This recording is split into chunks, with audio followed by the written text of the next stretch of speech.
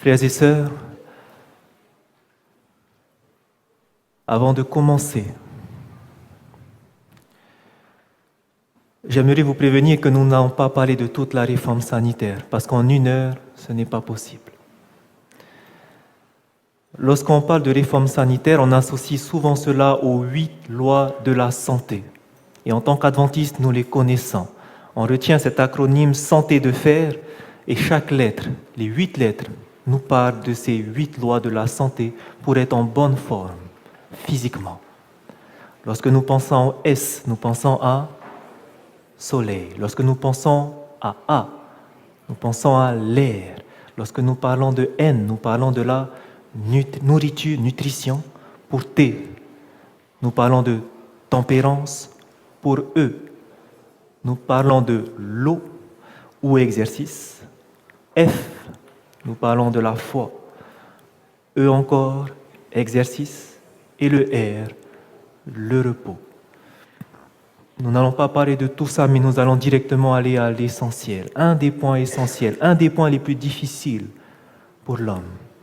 Et j'aimerais vous montrer cette image que la parole de Dieu nous donne. Pour nous qui sommes arrivés au temps de la fin, Dieu nous a laissé un exemple en son serviteur, Daniel.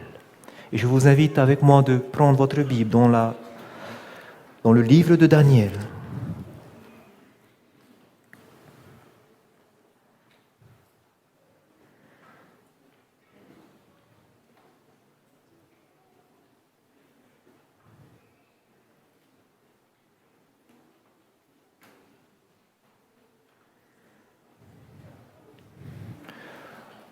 Livre de Daniel, chapitre 1. On nous parle après que Babylone ait envahi et détruit Jérusalem, un peuple, une partie de ce peuple a été exilée en Babylone. À Babylone régnait le roi Nebuchadnezzar. Et ce petit peuple, il y en avait qui étaient choisis, des personnes jeunes, pour qu'on puisse les éduquer. Et parmi ces jeunes, il y avait Daniel et ses 3 compagnons. Et lorsque vous allez lire le chapitre 1, vous allez voir que le roi Nebuchadnezzar voulait changer complètement leur identité. Premièrement, on voulait leur donner une nouvelle éducation. Mais pour Daniel et ses compagnons, ils se sont soumis, il n'y a pas de problème. Deuxièmement, on voulait changer leur identité, leur prénom. Daniel ne s'y est pas opposé. Ils ont laissé. Mais arrivé à un moment où le roi voulait aussi changer leur nourriture, regardez ce qui s'est passé. Daniel chapitre 1 au verset 8, il est écrit « Daniel résolut de ne pas se souiller par les mets du roi et par le vin dont le roi buvait. Et il pria le chef des eunuques de ne pas l'obliger à se souiller. » Lorsqu'il va s'agir maintenant du domaine physique, en ce qui concerne le manger et le boire, Daniel ne voulait pas se souiller par la nourriture et le vin du roi. Pourquoi? Non seulement ça, vous savez qu'à ce moment-là, ça aurait pu lui coûter la vie. Vous ne voulez pas vous soumettre au roi? Le roi peut vous tuer. Mais Daniel savait que c'était le plus important. Il fallait faire attention à ça. Et vous verrez pourquoi. Lorsque vous verrez au verset 16, il est écrit « L'intendant emporta les mets et le vin qui leur étaient destinés, et il leur donnait des légumes. » Qu'est-ce qu'ils vont manger? Des légumes, alors que les autres prenaient les mets du roi, le vin. Mais Daniel et son compagnon vont manger des légumes. Pourquoi c'est important? Qu'est-ce qui va se passer au bout de 10 jours? Dieu va leur accorder à ces jeunes la science, l'intelligence, la sagesse pour expliquer les visions et les songes. Parce ils se seront soumis à Dieu premièrement. De ne pas se souiller à la nourriture qu'il y avait à Babylone, Dieu va les bénir. Pensez-vous que Dieu ne va pas nous bénir si on se soumet à son alimentation qu'il a prévue pour nous? Mais regardez où est-ce que ça va aller plus loin. Lorsque vous prenez au chapitre 3,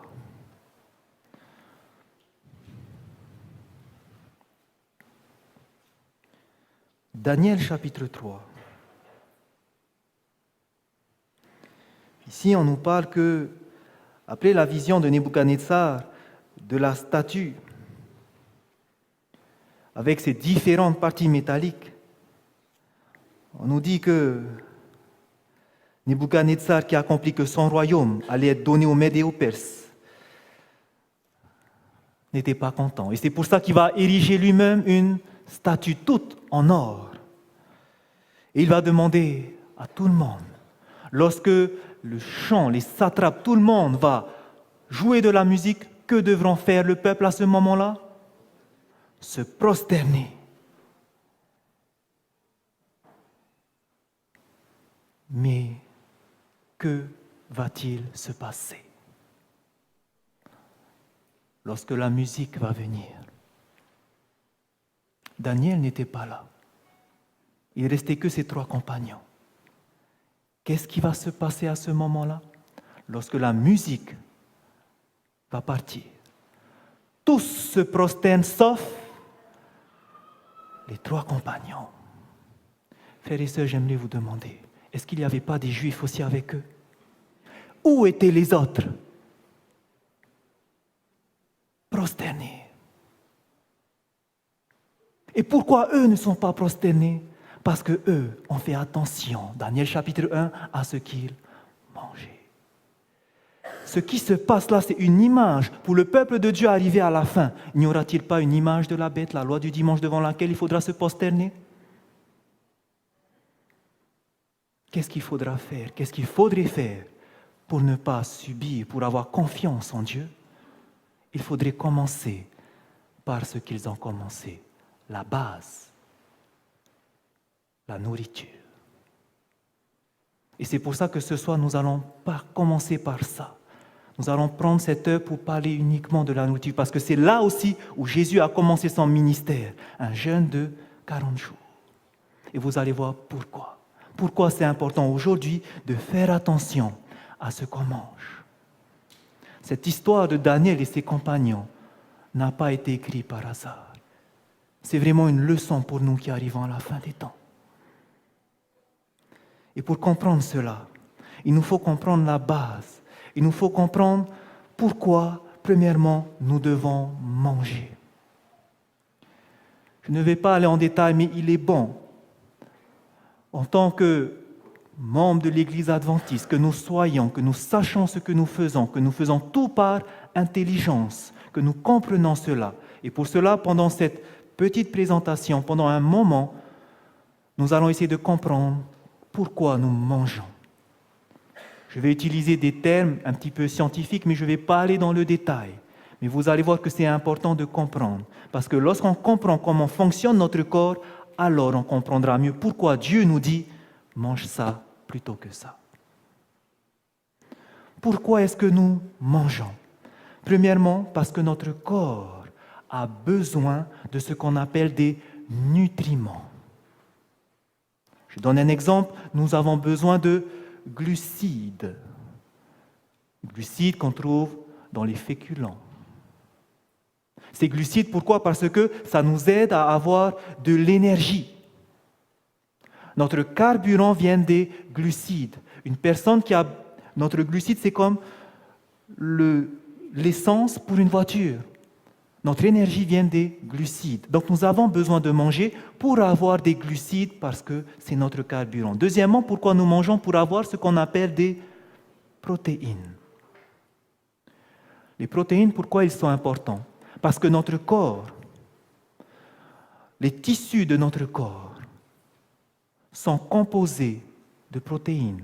La chair, les cellules, tout ce qui est à l'intérieur, il y a des protéines. Et notre chair, notre corps est en constante évolution. On a besoin de régénérer nos cellules et donc on a besoin de protéines.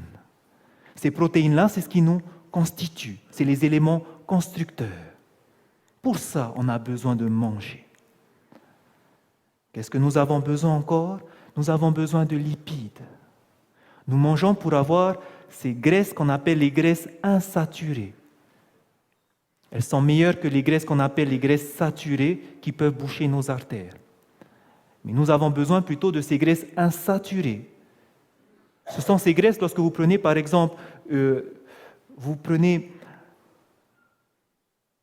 le gras du coco, vous faites décanter, vous récupérez le gras du coco et vous prenez de l'huile d'olive, vous verrez que, ou la graisse animale, vous verrez que la graisse animale durcit à température ambiante, alors que l'huile de tournesol, par exemple, ne durcit pas. Tous les deux, ce sont des lipides. Pourquoi ça durcit d'un côté? C'est parce que vous avez beaucoup de graisse saturée. Et ça, le corps n'a pas besoin. Ça bouche les artères. Mais lorsque vous prenez l'huile de tournesol, l'huile de colza, l'huile d'olive, ces éléments-là contiennent ce qu'on appelle des graisses insaturées. Et c'est cela dont on a besoin. Pourquoi on a besoin de ça? Parce que c'est ça qui va constituer votre cerveau. Le cerveau est un organe constitué principalement de gras, de graisses insaturées. C'est pour ça que nous avons besoin de manger, d'absorber ces lipides. Vous commencez à comprendre maintenant? Ces éléments-là, on les appelle les nutriments. C'est ce que notre corps a besoin. Mais pour que ces nutriments soient bien absorbés par le corps, il faut qu'à côté, il y a des éléments qui vont venir aider le corps à prendre ces nutriments. C'est comme si vous avez une plante que vous mettez en terre. S'il n'y a pas de racines, ça sera difficile pour elle d'absorber l'eau.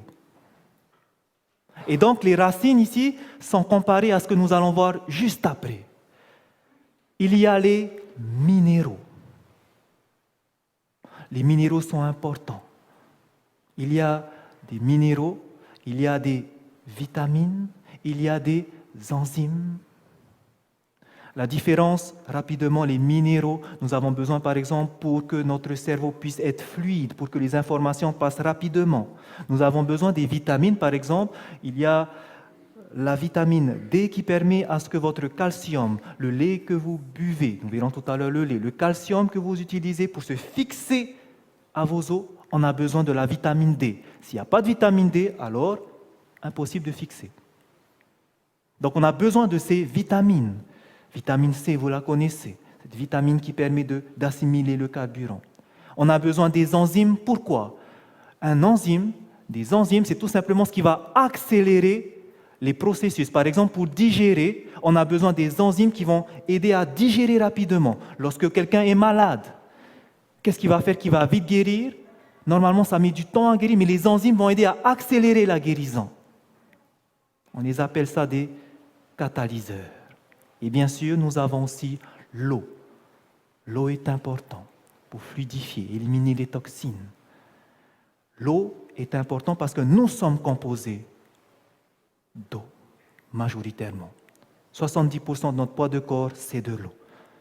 Voici ce que nous avons besoin.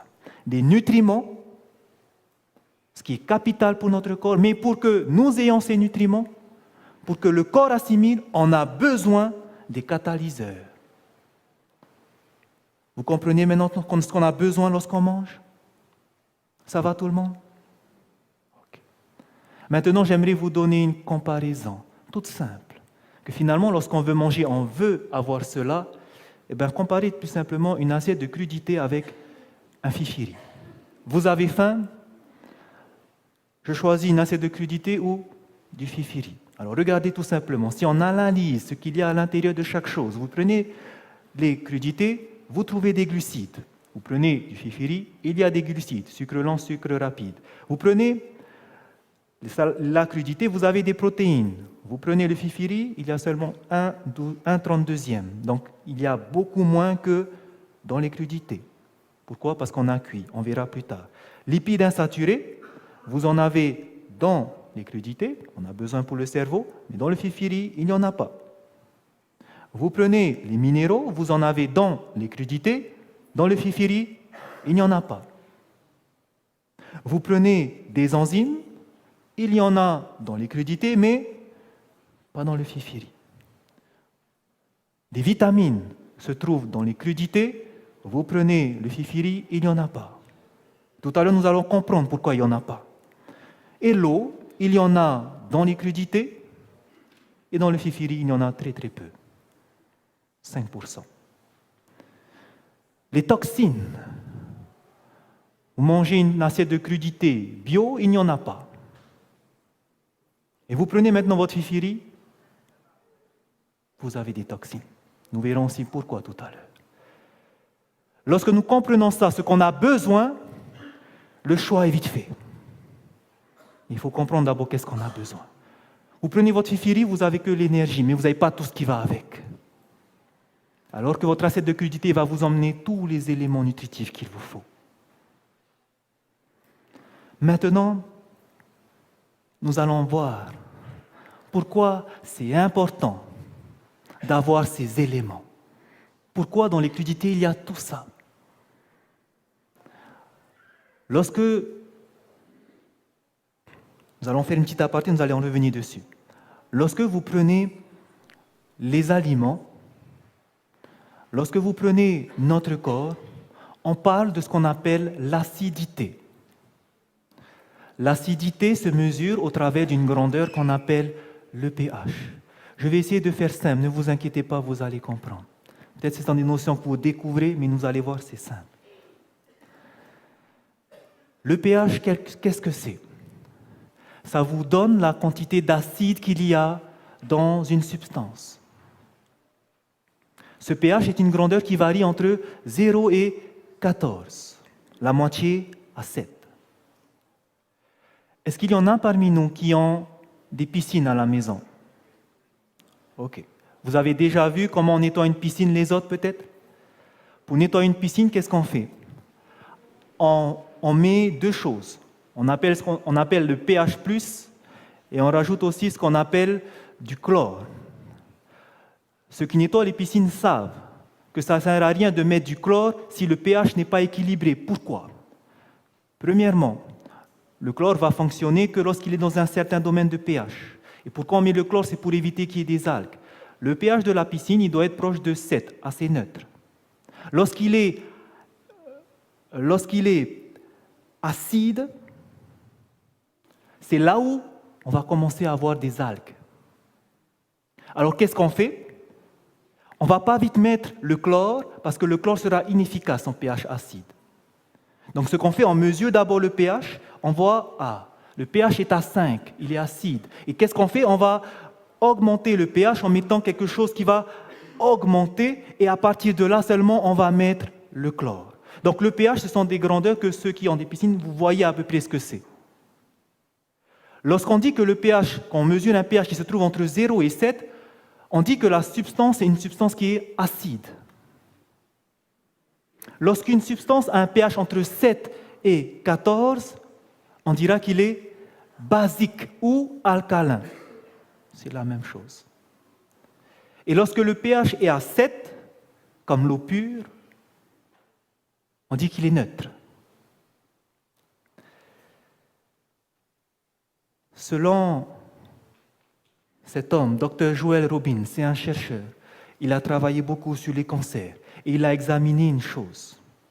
C'est que lorsqu'on prend une personne qui est en bonne santé et qu'on mesure son pH, le pH d'une personne en bonne santé est un pH qui est légèrement alcalin, entre 7 et 8. Mais lorsqu'il a examiné tous les patients qui sont atteints de cancer, il a remarqué quelque chose, que tous ces patients, leur sang est un sang qui est acide. Et en général, ils ont un pH plus petit que 5,7.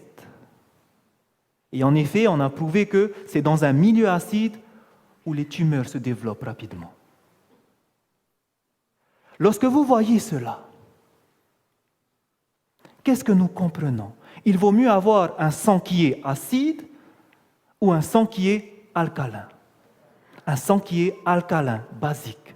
Parce qu'un sang acide est favorable au développement des maladies. Et la question maintenant qui se pose, est-ce qu'il y a quelque chose qui va influer ce pH dans notre corps? Est-ce qu'il y a quelque chose qui va faire que mon pH pourra rester alcalin? Vous savez que tout dépend de ce que vous mettez à l'intérieur. Et maintenant, il faut voir, alors, qu'est-ce que je vais mettre dans mon corps qui va permettre que mon pH sera alcalin? C'est ça que je veux manger, parce que je sais que j'aurai un sang en bonne santé, n'est-ce pas?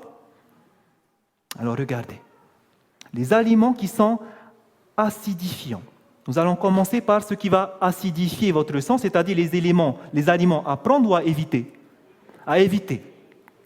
Nous allons partir des aliments qui vont le moins alcaliniser, moins acidifier, aux aliments qui vont le plus acidifier. Donc plus on va aller vers le bas, plus il faut éviter. On a compris.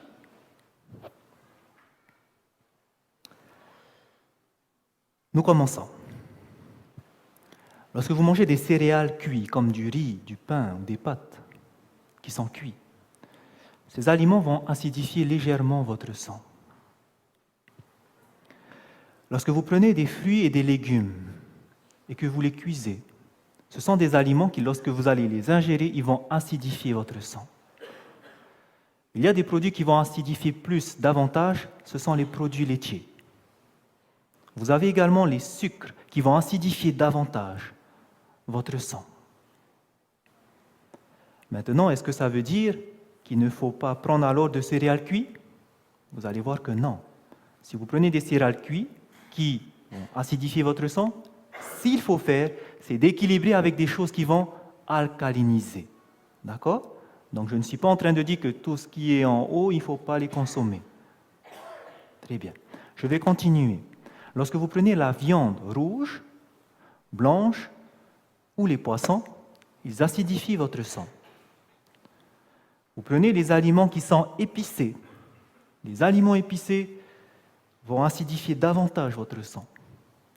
Vous prenez les aliments frits. Ce sont des aliments qui vont acidifier davantage votre sang. Vous prenez le café et le thé. Ce sont des choses qui vont acidifier encore votre sang. Le sel et l'alcool, davantage.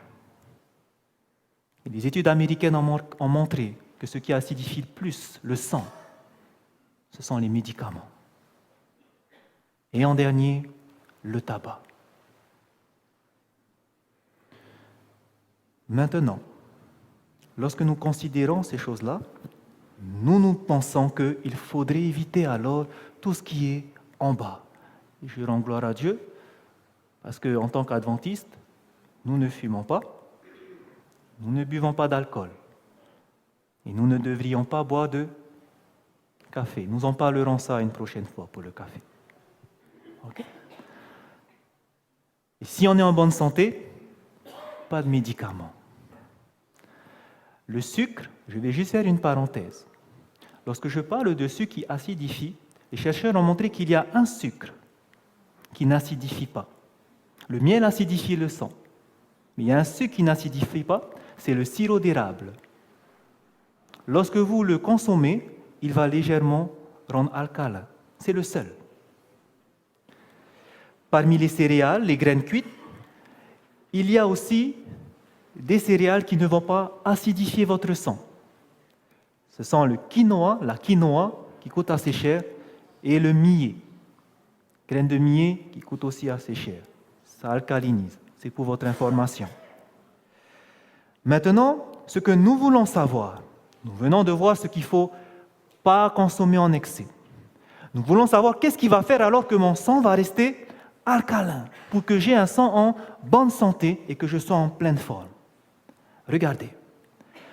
Nous allons commencer à ce qui va alcaliniser le moins, à ceux qui vont alcaliniser le plus. Donc plus on va vers le bas, plus c'est ça qu'on veut manger. Vous êtes d'accord avec moi? Ok. Donc lorsque vous prenez des céréales germées, comme les alfalfa, le soja, les radis, ce sont des choses qui vont alcaliniser votre sang. Vous prenez des céréales crues, qu'on appelle le sésame, les graines de lin, le pavot, ça va alcaliniser votre sang. Les noix alcalinisent aussi notre sang. Coco, amandes, lautera vont alcaliniser notre sang. Fruits et légumes cuits à la vapeur vont alcaliniser votre sang encore plus.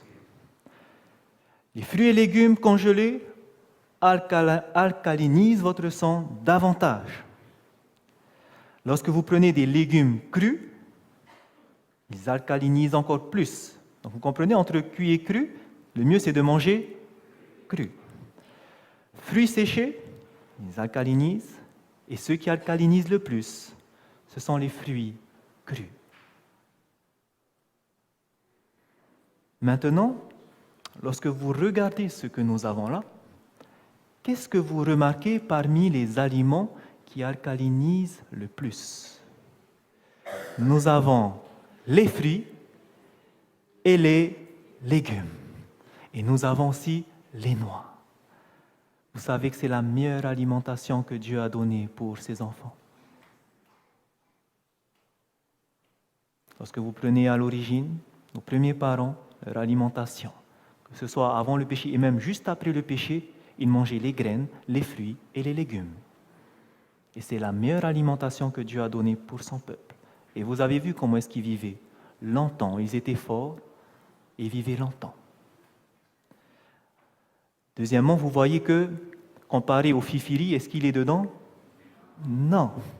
Et vous remarquez que ces aliments qui alcalinisent notre sang, non seulement ils vont alcaliniser, mais en plus, nous avons vu, ils ont tous les nutriments qu'il faut pour que nous soyons en bonne santé. Et lorsque nous voyons ces recherches qui ont été faites, ça c'est le monde qui le dit. Mais en tant que peuple, nous devons déjà le savoir. Parce que le peuple de Dieu a été donné cela au travers de l'esprit de prophétie. Elle nous dit dans Conseil pour la nutrition et les aliments et l'alimentation que les céréales, les fruits et les légumes sont donc les aliments que Dieu nous offre. À l'état naturel ou apprêtés d'une manière très simple, ils constituent le régime le plus sain et le plus nourrissant. Ils donnent une force, une endurance et une vigueur physique et intellectuelle qu'une nourriture plus compliquée et plus stimulante ne saurait jamais fournir. Nous n'avons même pas besoin de voir ce qu'il y avait avant pour comprendre. Parce que quelqu'un qui a foi en Dieu, qui croit à ce que Dieu a donné son esprit à sa servante Ellen White, pour pouvoir éclairer le peuple de la fin, il n'a pas besoin de connaître tout ça. Il a confiance en Dieu et il va manger ce que Dieu lui dit de faire. Mais aujourd'hui, malheureusement, le peuple d'Israël est un petit peu têtu. C'est comme l'ancien peuple d'Israël. On a besoin de voir les preuves. Mais sachez que c'est écrit. C'est écrit, c'est prouvé. Lorsque vous comparez également ce que nous mangeons, nous voyons que c'est mieux de manger cru ou c'est mieux de manger cuit. Lorsque vous regardez, lorsque c'est cru, ça alcalinise plus notre sang. Donc on va essayer de privilégier les aliments crus. Ça ne veut pas dire qu'il ne faut pas manger d'aliments cuits, mais on va essayer de manger un peu plus d'aliments crus. D'accord ? Donc c'est ce que nous devons essayer de faire. Lorsque nous mangeons par exemple, lorsque nous avons du riz, des pâtes, oui, nous mangeons ces choses-là, mais n'oubliez jamais de mettre à côté des crudités. Et nous allons voir tout à l'heure pourquoi il faut éviter les aliments cuits. Mais avant, fermons la parenthèse.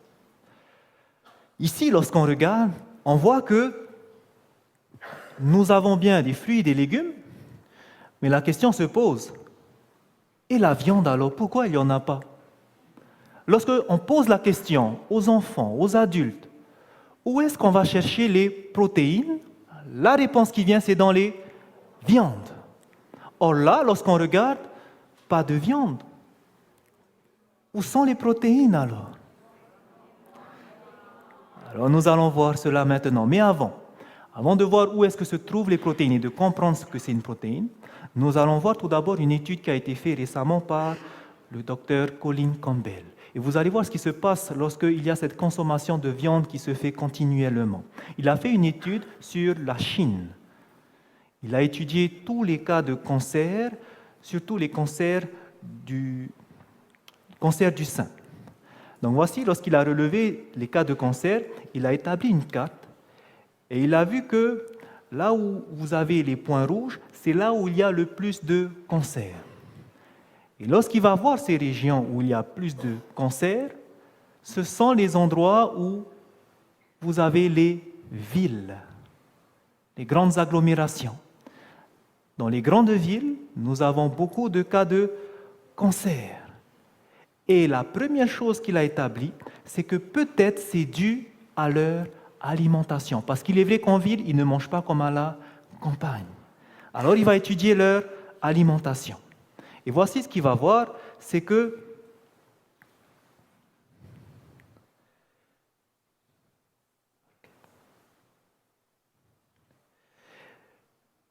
il va étudier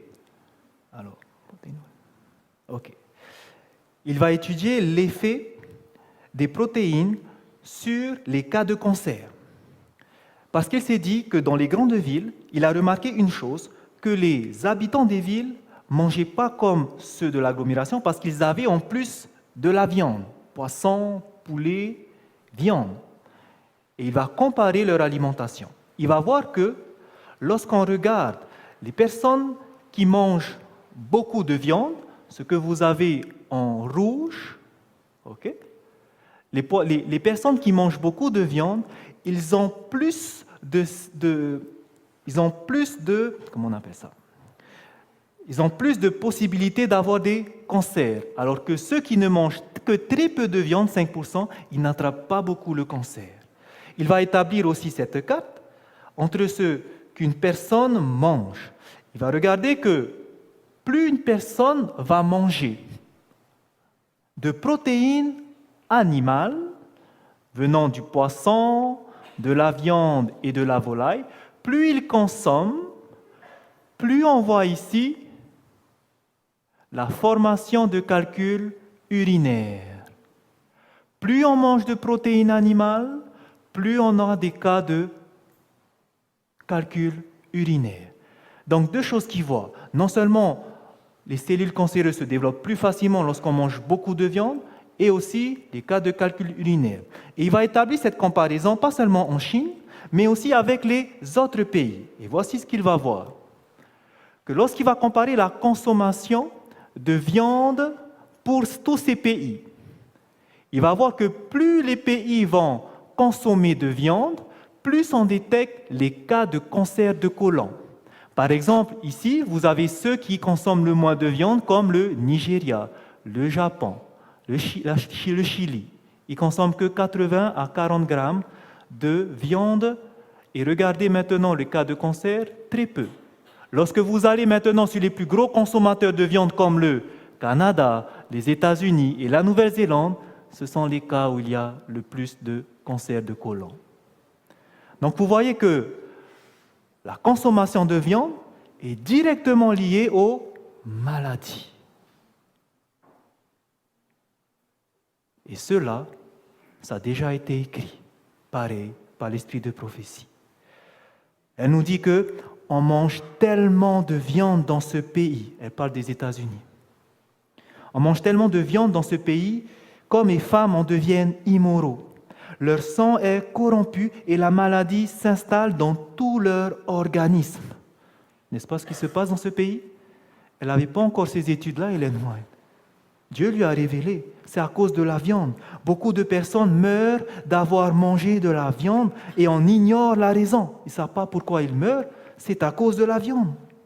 Si la vérité était connue, on saurait que c'est la consommation de viande qui a provoqué des décès.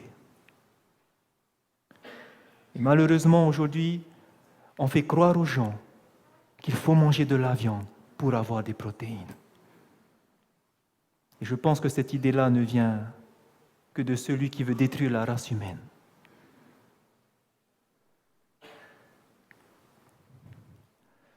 Maintenant, la question. Est-ce que les protéines, alors, se trouvent seulement dans la viande? Nous avons besoin de protéines pour nos cellules? Nous allons voir que non. Une protéine, qu'est-ce que c'est? Vous allez comprendre maintenant. Une protéine, qu'est-ce que c'est? Si vous prenez un collier de perles comme celui-ci, une protéine, c'est comme un collier de perles. Chaque perle représente ce qu'on appelle une acide aminés. En tout, il existe de différents. En tout, il y en a 20 acides aminés. Donc, si vous prenez ce collier de perles et que chaque acide aminé a une couleur, combien de couleurs est-ce que vous aurez dans une protéine complète? Vous aurez 20 couleurs différentes. Tous les acides aminés. Ça, c'est une protéine qui est complète. Okay? Maintenant, nous avons besoin de protéines. Pourquoi? Parce que lorsque nous mangeons, nous avons des enzymes qui vont décomposer ce grand collier de perles pour aller chercher ces acides aminés pour que nous, ensuite, à notre tour, nous puissions former nos cellules. Mais sachez que l'homme produit déjà de lui-même des protéines, des acides aminés. Il produit des acides aminés. Il en produit 11. Mais il y a 9 qu'il n'en produit pas. La question, c'est comment il va faire. Le corps humain a besoin d'aller chercher d'autres acides aminés à l'extérieur. Et c'est pour ça que nous mangeons des protéines, pour avoir ces 9 autres acides aminés, qu'on appelle des acides aminés essentiels. Donc, lorsqu'on mange une protéine, lorsque ça vient, le corps, lui, il veut aller chercher ces 9 acides aminés essentiels. Il prendra les autres, bien sûr, mais essentiellement, il va aller chercher ces 9-là parce qu'il ne peut pas les produire. Et maintenant, voici quelque chose de merveilleux.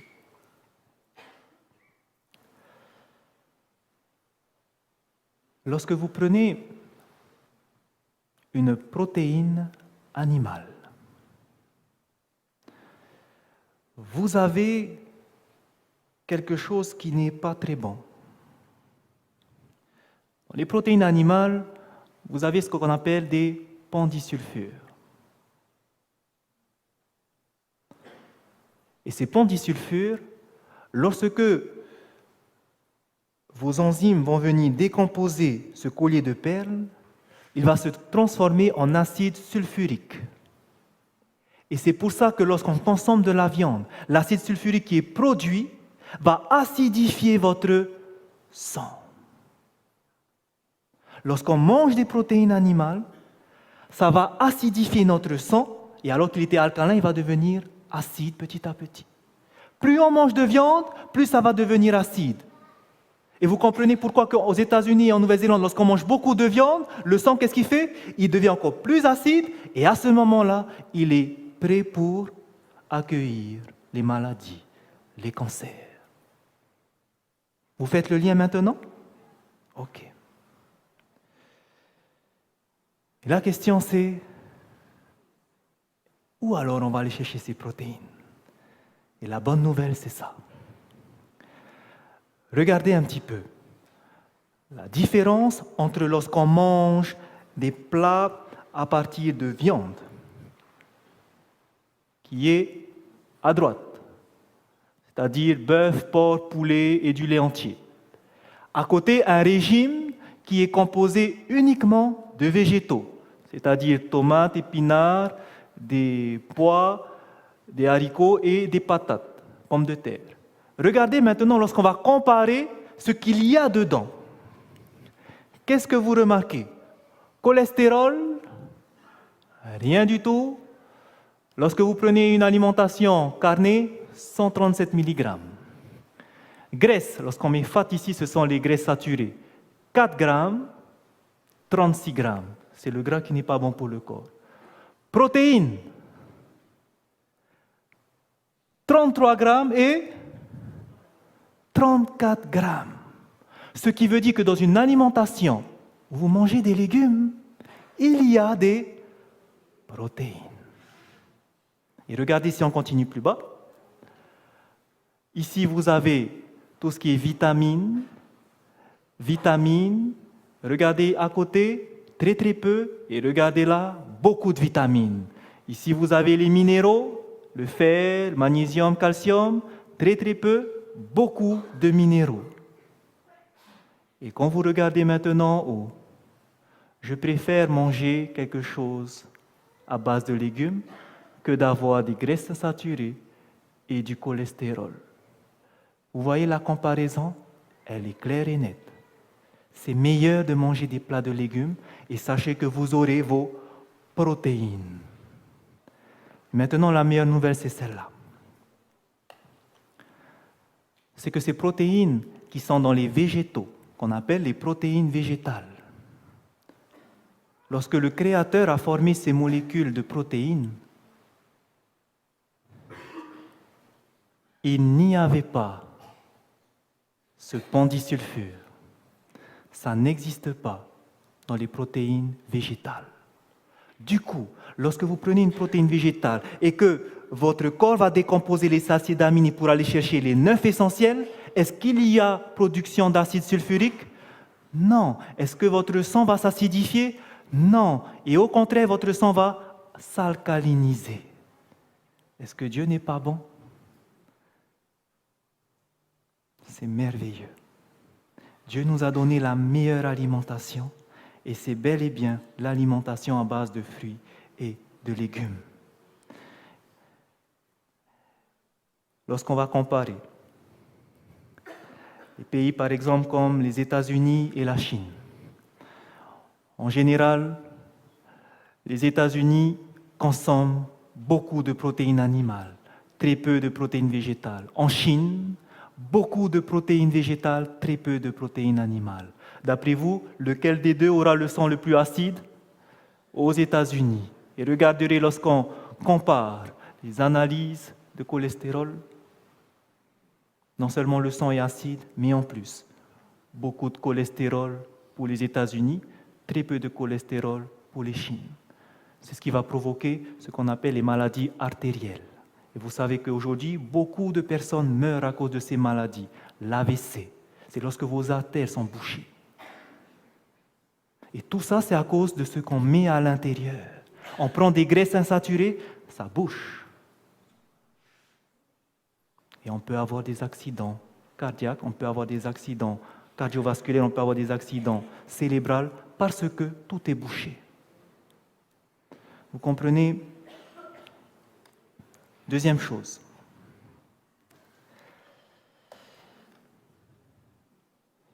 Ici, il y a deux laits différents. Le lait de vache et le lait de soja. Je vous pose la question, pourquoi est-ce que aujourd'hui on dit de boire du lait de vache? À cause du calcium. Est-ce que nous avons besoin de calcium? Oui, pour nos os. Nos os sont formés de calcium. Non seulement pour nos os, pour nos dents. Nos dents sont formées de calcium et de phosphore. On a besoin aussi du calcium pour les ongles. D'accord? Donc on a besoin, nos os ont besoin de calcium. Maintenant, regardez. Lorsque vous comparez le lait de vache avec le lait de soja, pour la même quantité de lait, vous avez autant de calcium dans le lait de vache que dans le lait de soja. Donc, que vous buvez l'un ou l'autre, vous aurez votre calcium. Mais lorsque vous comparez, il n'y a pas de cholestérol dans le lait de soja, alors que vous en avez dans le lait de vache. Vous avez des protéines végétales dans le lait de soja et vous avez des protéines animales dans le lait de vache. Et maintenant, vous allez comprendre quelque chose. Les protéines animales, lorsque le corps les absorbe, qu'est-ce qui se passe lorsque la protéine va se digérer? Il va créer de l'acide sulfurique qui va faire quoi? Qui va acidifier votre sang. Et voici malheureusement ce qui se passe.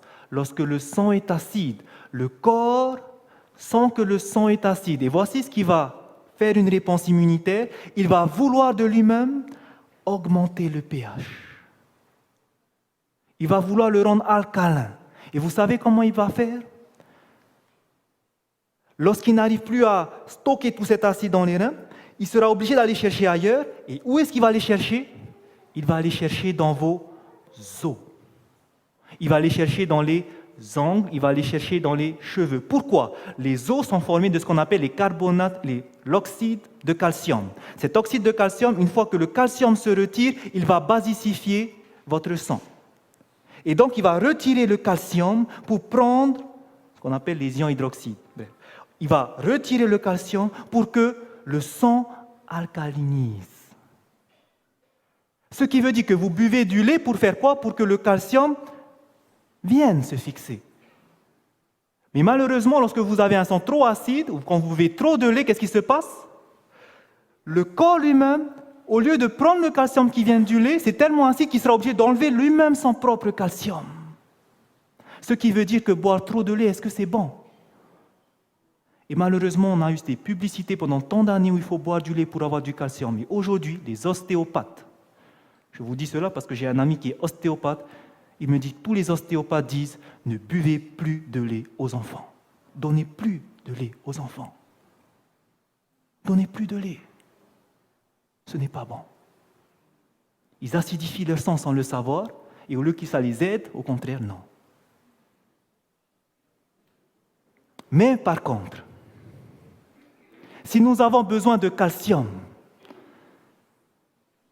on va se dire, on va aller chercher le lait de soja, mais c'est quand même assez cher. Je vous dis la meilleure source de calcium que vous pouvez avoir au monde, ce sont dans les noix, et spécialement, la meilleure noix qui contient le plus de calcium, c'est le coco. Et on a le coco râpé, on a ce lait coco, que c'est bon, n'est-ce pas? Vous savez, on est privilégiés. Et vous prenez nos ancêtres, comment ils avaient les dents bien blanches, comment ils étaient forts, parce qu'ils mangeaient beaucoup de coco. Donc, je ne vous dis pas, allez chercher le lait de soja, prenez votre coco râpé.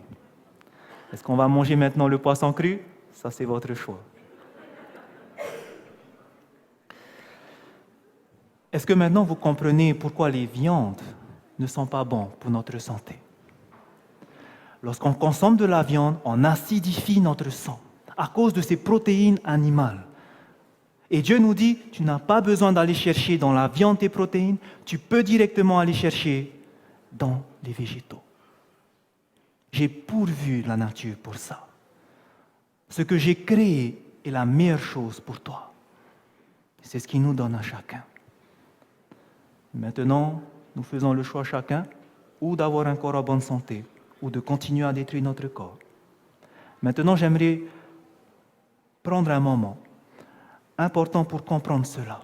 Il faut que vous compreniez cela parce que vous pouvez manger des légumes, vous pouvez acheter toutes ces choses-là, des bonnes choses, mais malheureusement, vous savez que lorsque vous allez préparer ces aliments, vous pouvez perdre l'essentiel qu'il y a à l'intérieur. Je vous donne un exemple.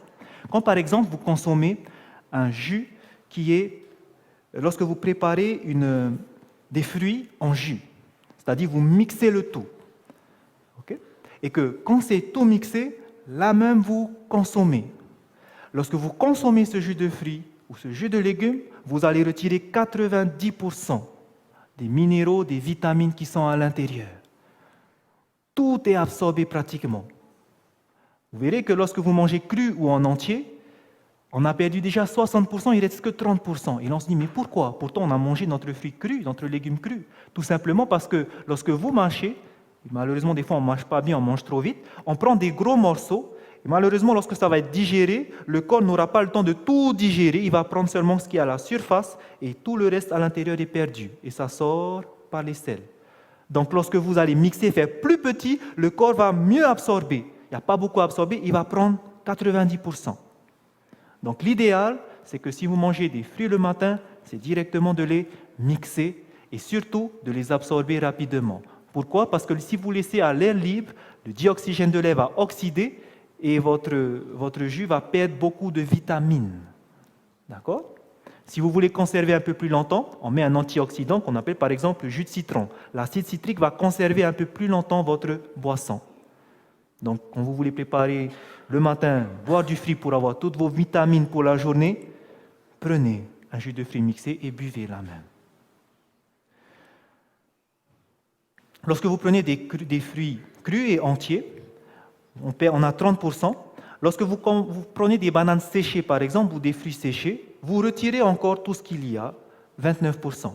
Quand c'est congelé et que vous décongelez pour les manger, 21 à 29%. Lorsqu'on commence à cuire à la vapeur, regardez ce qui se passe, de 12 à 25% on est passé. Donc on a perdu des minéraux à cause, ou des vitamines aussi, à cause de la cuisson.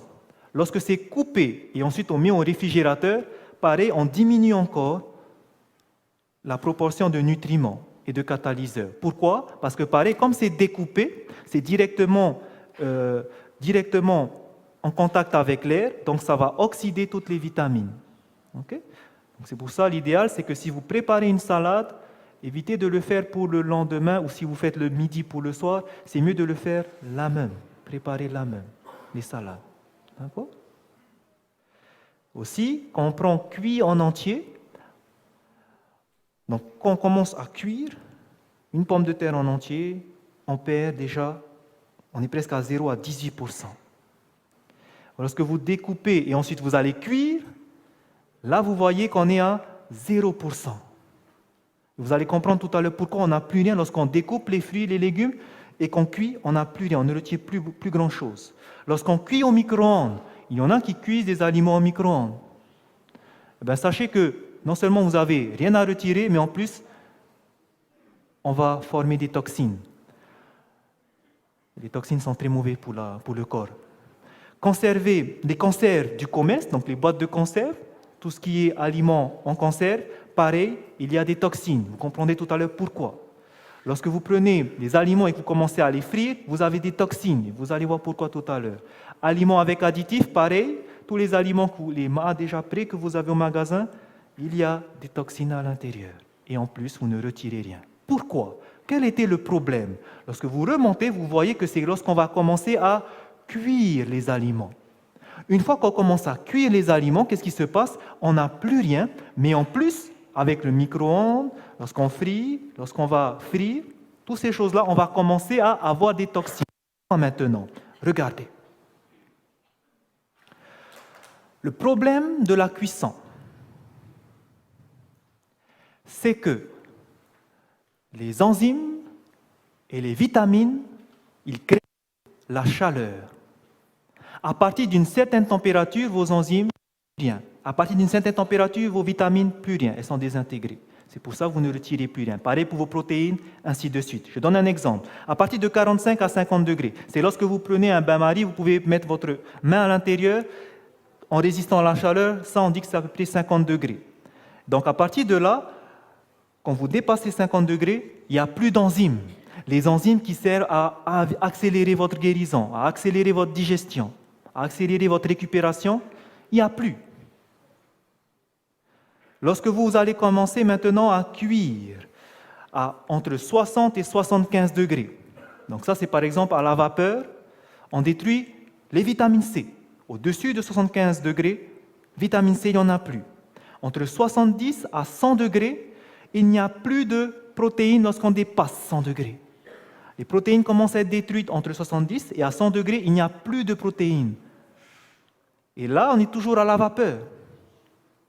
Lorsque vous allez maintenant poser vos aliments sur une plaque de cuisson, vous dépassez 100 degrés. D'accord? Donc là, par exemple, si vous cuisez sur une plaque de cuisson, il n'y a plus de vitamine A, plus de vitamine B. Mais regardez maintenant ce qui se passe lorsque vous dépassez 110 degrés, plus de vitamine D, plus de vitamine E, plus de vitamine K.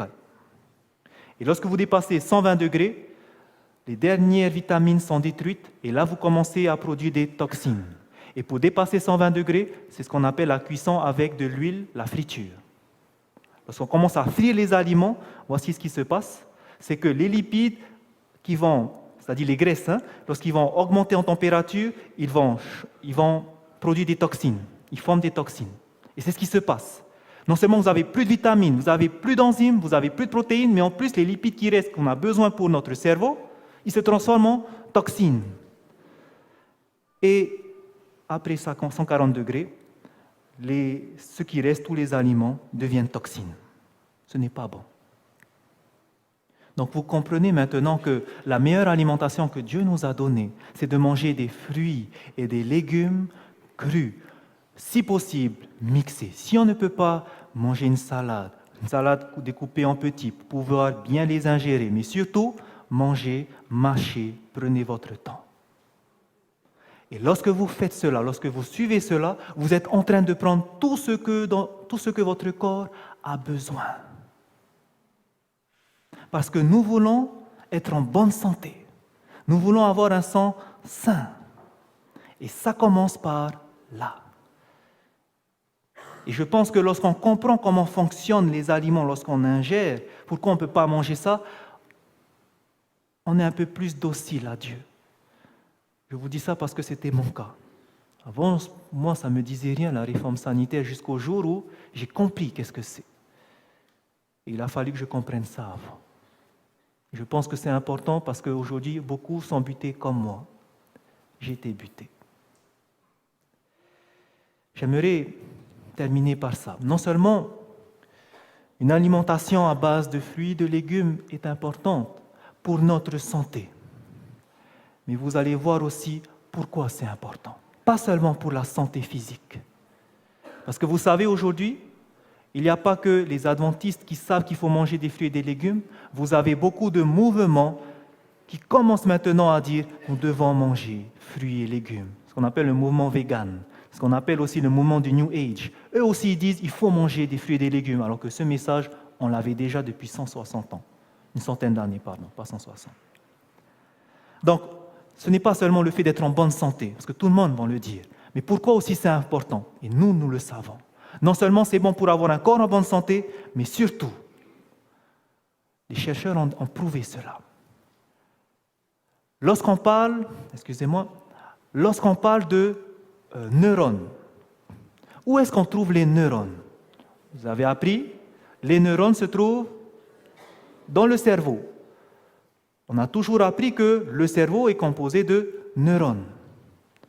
Eh bien, savez-vous que les dernières recherches, là où je vois Dieu est magnifique parce qu'il peut utiliser aussi des scientifiques, des païens, pour prouver ce qu'il a déjà écrit. Il a été prouvé et on a trouvé que les neurones ne se trouvent pas seulement là.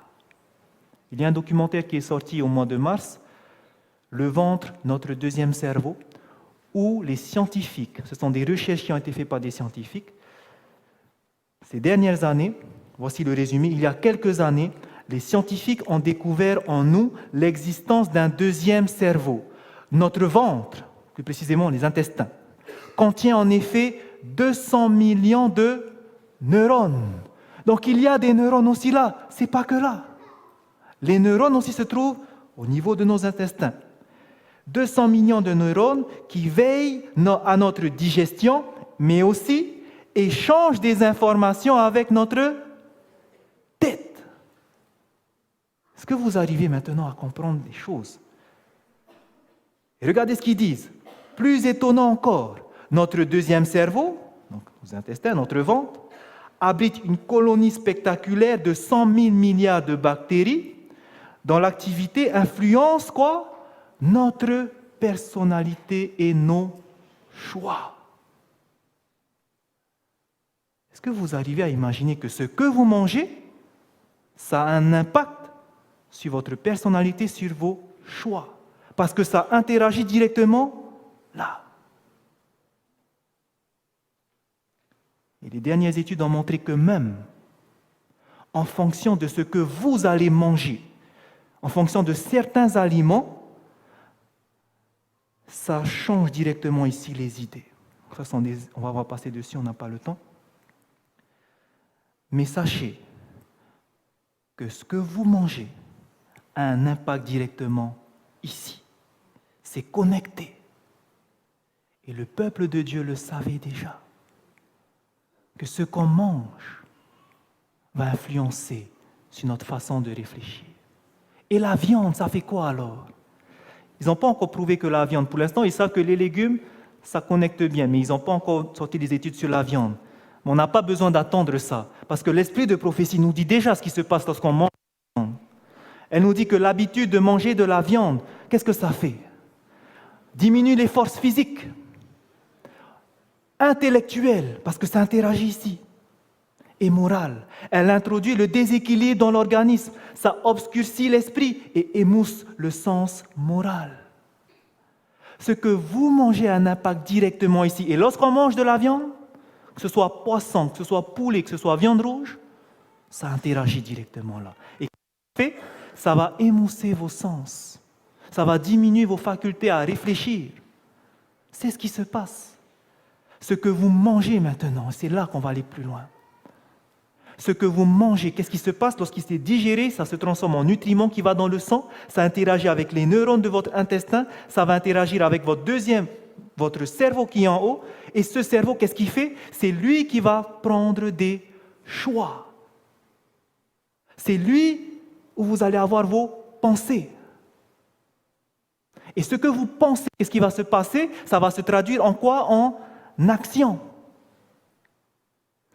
En fonction des choix que vous allez faire, une pensée vient, si vous gardez ces pensées, ça va se transformer en action. Et ces actions, lorsque vous les répétez, qu'est-ce que ça devient? Des habitudes. Et ces habitudes, qu'est-ce qui forme? Votre caractère. Et vous savez tous que le caractère va déterminer votre destinée. Ce que nous mangeons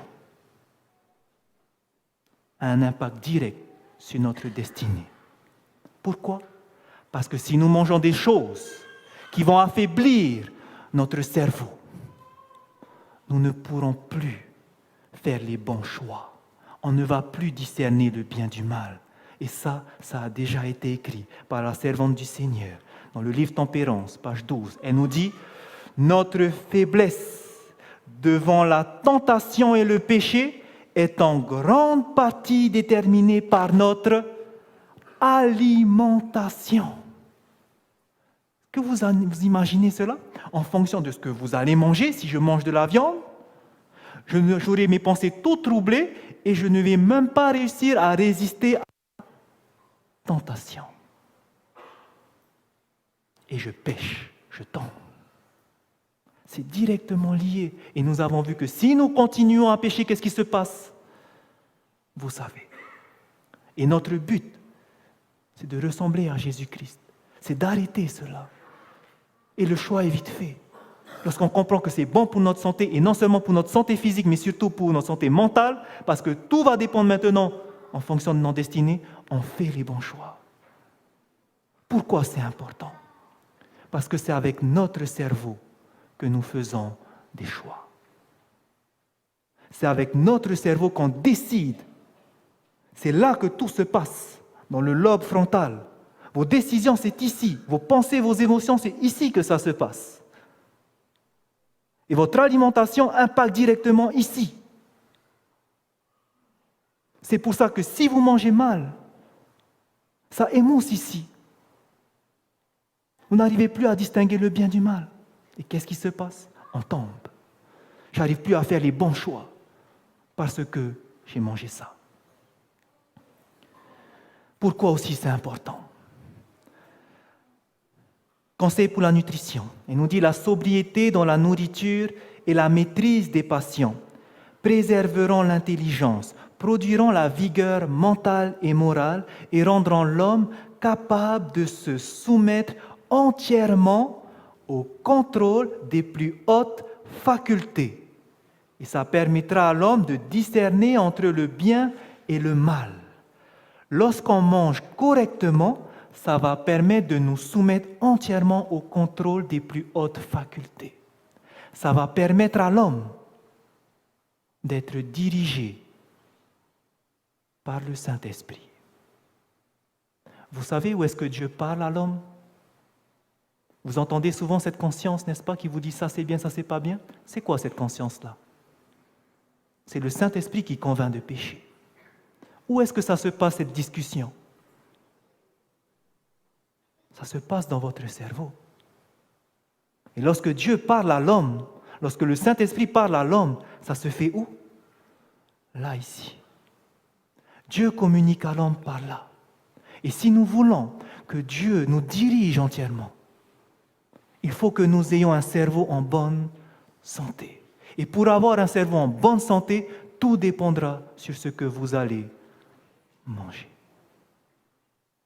Vous comprenez maintenant pourquoi c'est important lorsqu'on parle de nourriture. Vous comprenez maintenant pourquoi Daniel a été béni. Et vous comprenez maintenant que si on se soumet à Dieu, on mange ce qu'il faut, notre cerveau est en bonne santé, alors Dieu peut nous diriger, alors on arrive à distinguer le bien du mal, on pourra prendre les bons choix de ne plus tomber dans ce piège, alors je sais que je peux arrêter de pécher. Parce qu'en plus, la puissance de Dieu par son esprit m'aidera à cela. Mais inversement, si je ne commence pas par faire attention à ce que je mange, qu'est-ce qui va se passer? Regardez la conséquence qu'elle nous dit. Témoignage pour l'Église, volume 2. Il est impossible à ceux qui cèdent à la gourmandise d'atteindre à la perfection divine. Nous devons choisir. Certes, c'est difficile, mais nous devons prendre des décisions maintenant parce que nous savons qu'est-ce qu'il en est de nous. Nous savons sur quoi nous devons aller. Nous savons que nous devons viser la perfection du caractère. Et c'est très difficile, mais nous devons le faire. J'aimerais que nous fassions attention à cette citation. Lorsqu'on parle de la sanctification, ne devons-nous pas nous sanctifier? Vous savez qu'est-ce que c'est la sanctification? Regardez, c'est quoi la vraie sanctification, lorsqu'on va grandir en Christ. Et nous devons tous grandir pour atteindre la stature parfaite. Regardez qu'est-ce que c'est. Ce n'est pas simplement une théorie. Ce n'est pas simplement une émotion ou une forme verbale, mais c'est un principe vivant, actif, pénétrant dans la vie de chaque jour. Comment? Elle implique que nos habitudes dans le manger, le boire, la manière de nous vêtir, soient de nature à préserver la santé physique, mentale et morale, afin que nous puissions présenter nos corps comme un sacrifice vivant, saint, agréable à Dieu. La sanctification, qu'est-ce que c'est? Ça part dans ce que vous allez manger, dans ce que vous allez boire. Si nous mangeons, nous buvons pour la gloire du Seigneur, nous aurons ce corps qui peut être donné comme un sacrifice pour notre Seigneur. La question, beaucoup se diront, mais pourquoi alors Dieu a permis de manger la viande? Beaucoup se disent, parce que Dieu a permis de manger la viande, ça s'est passé à quel moment? Après le déluge, alors on peut manger. Pourquoi alors il nous a permis de manger? Regardez l'amour de Dieu. Essayez de comprendre maintenant. Vous savez qu'avant le déluge, les personnes vivaient très longtemps. Ils ne mangeaient que des légumes, des fruits, des oléagineux. 969 ans a vécu Mathusalem. Il vivait très longtemps. Malheureusement, le péché a fait que pendant cette longue vie qu'ils vivaient dans le péché, leur sens était complètement troublé et leur cœur était tourné vers le mal chaque jour. Qu'est-ce que Dieu a décidé de faire? D'envoyer le déluge, purifier la terre. Et à ce moment-là, lorsque les premiers survivants qui vont repeupler la terre, Noé et sa famille vont venir, Dieu va permettre de manger de la viande. Et vous savez pourquoi? Quelle en est la raison? Voici ce que l'esprit de prophétie nous dit dans les dons spirituels, Spiritual Gifts, volume 4. Après le déluge, les gens mangeaient en grande partie de la chair animale. Donc après le déluge, on mangeait de la viande. Dieu vit que les voies de l'homme étaient corrompues et qu'il était disposé à s'élever fièrement contre son Créateur et de suivre les inclinations de son cœur. Et il a permis à cette race à grande longévité, c'est qui la race à grande longévité? La race à grande longévité qui vivait pendant longtemps, il a permis à cette race, l'homme, de manger la chair animale. Pourquoi? Afin de raccourcir leur vie de péché. C'est pour ça que Dieu a permis de manger de la viande. Parce que Dieu sait ce que la viande fait sur le corps humain.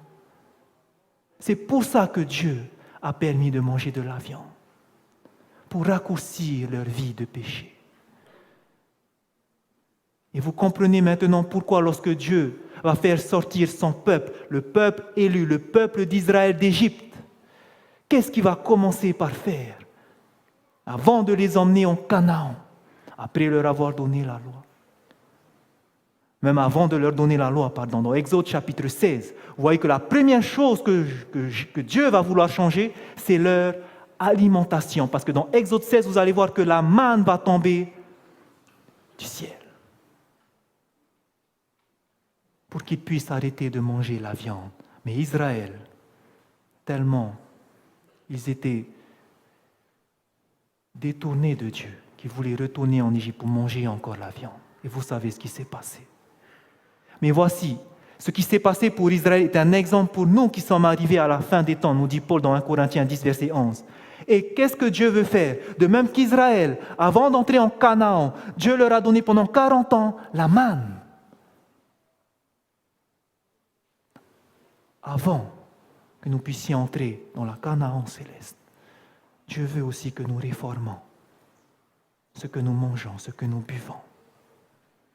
Et je sais que c'est difficile pour beaucoup de gens parce qu'on a une difficulté à arrêter de manger cela, parce qu'on est tellement habitué.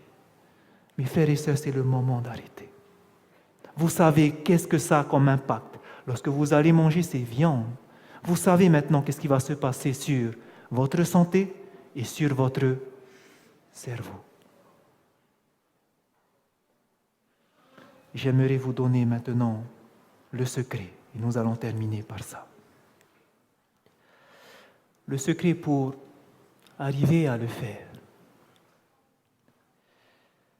Conseil pour la nutrition et l'alimentation, page 69, elle nous dit « Tous ceux qui ont réellement compris le sacrifice que le Christ a consenti en quittant le ciel afin de montrer à l'homme comment résister à la tentation. Tout cela renonceront volontairement à eux-mêmes. Tout cela se décideront à prendre leur part des souffrances du Sauveur. Frères et sœurs, arrêter de manger de la viande pour certains sera un combat difficile. Mais la parole de Dieu nous dit que Dieu est là pour nous fortifier. Tous ceux qui auront compris le sacrifice de Jésus-Christ, lorsqu'ils auront compris ce qu'il a dû quitter pour venir sur cette terre, la première chose qu'ils vont vouloir faire, ils vont vouloir aussi porter leur fardeau. Quelqu'un qui a compris que Jésus a dû laisser son trône ne trouvera pas de souci pour laisser sa viande. Est-ce que nous pouvons perdre la vie éternelle à cause de ces choses-là? Aujourd'hui, ce n'est plus le moment. Ce n'est plus le moment de perdre du temps. Aujourd'hui, Dieu veut préparer son peuple. Et il nous donne, au travers de ses prophètes, comment se préparer. Et pour se préparer, ça commence par le manger et le boire. Mais pour ce faire, nous ne pourrons pas le faire si premièrement, on n'a pas compris le sacrifice de Jésus. Tout commence à la croix. Un cœur brisé, un cœur humilié, lui, il pourra faire cet effort. Parce qu'il sait que Dieu lui donnera le pouvoir de vaincre cette tentation. Dieu lui donnera le pouvoir d'arrêter de penser qu'à soi-même. Et Dieu veut maintenant préparer un peu. Nous avons vu depuis le début de la semaine qu'il est temps d'arrêter. Nous avons tous dit oui. Nous avons commencé à nous plonger dans le livre de Jésus-Christ. Et nous avons vu ce que Jésus a fait pour nous. Et lorsque nous voyons ces choses-là, frères et sœurs, lorsque nous voyons ce qu'il a enduré, lorsque nous voyons son amour, est-ce que vous imaginez que même lorsqu'il était sur le chemin pour aller vers la crucifixion, jusqu'à ce qu'il soit sur la croix, son amour pour l'homme n'a pas cessé? Est-ce que vous le savez ça? Alors que les femmes pleuraient sur lui, qu'est-ce qu'il faisait? Ne pleurez pas sur ma femme, mais pleurez plutôt sur vos enfants. Il avait encore compassion pour ces femmes. Lorsque les soldats l'insultaient, il les a regardés avec des yeux de pitié, parce qu'ils ne savaient pas ce qu'ils faisaient. Et Dieu leur a dit, il a dit, Seigneur, pardonne-leur. Lorsqu'il a vu cet homme, ce larron, qui a demandé, souviens-toi de moi lorsque tu reviendras. Son amour n'a pas faibli, il a assuré, tu seras avec moi lorsque je reviendrai. Tu seras avec moi. Lorsqu'il a vu sa mère, il avait encore cette compassion pour cette femme qu'il a portée pendant ces 30 années, cette femme qu'il a aidée dans cette éducation. Il avait encore compassion pour elle, alors qu'il était séparé de son père. Quel amour, frères et sœurs, quel amour. Lorsque je vois cet amour que Dieu a pour moi, et lorsque je comprends que maintenant il permet que nous soyons cette dernière génération qui a ce privilège de vivre le caractère de Jésus. Je veux dire, oui Seigneur, prends-moi. Je sais que ça va me demander un sacrifice, mais tu dis que celui qui veut me suivre, qu'il porte sa croix. Et parce que tu as porté la croix, tu m'as montré le modèle, je veux te suivre. 144 000, la parole de Dieu nous dit dans Apocalypse chapitre 14, qu'ils suivent l'agneau partout. Ils suivent l'agneau partout. Qui est cet agneau? Jésus. Et où va l'agneau?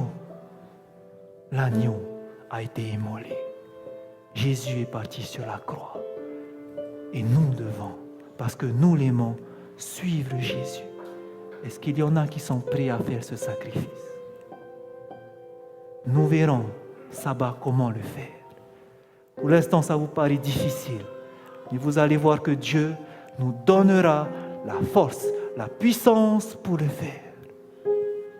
C'est pour ça que nous devons nous préparer spirituellement pour ce que nous allons comprendre ce sabbat. Nous allons jeûner pour cela, parce que nous voulons que notre estomac soit au repos, pour que nos facultés mentales soient dans les meilleures capacités. Parce que nous avons besoin de comprendre comment arrêter de pécher, comment ressembler à Jésus-Christ. Nous avons vu que ça commence par la réforme au foyer. Vivre dans le foyer, mais aussi faire attention à ce qu'on mange. Frères et sœurs, s'il y en a qui sont désespérés maintenant, ne désespérez pas. Préparez-vous pour le sabbat, vous allez comprendre comment le faire. Mais nous avons besoin de passer par cette étape. Pendant combien d'années nous savons ces choses-là, mais nous n'avons pas mis en pratique? C'est le moment, frères et sœurs. Mais comme nous l'avons vu, la base, pour pouvoir le faire, le début, le commencement, on ne pourra jamais le faire si on ne commence pas par contempler ce sacrifice. Et je vous invite à continuer demain à sonder sa parole de Dieu, sonder ce caractère, sonder ce Jésus-Christ. Et il vous donnera cette force. Le Saint-Esprit vous transformera. Il l'a promis et il va le faire. Que le Seigneur vous bénisse, frères et sœurs.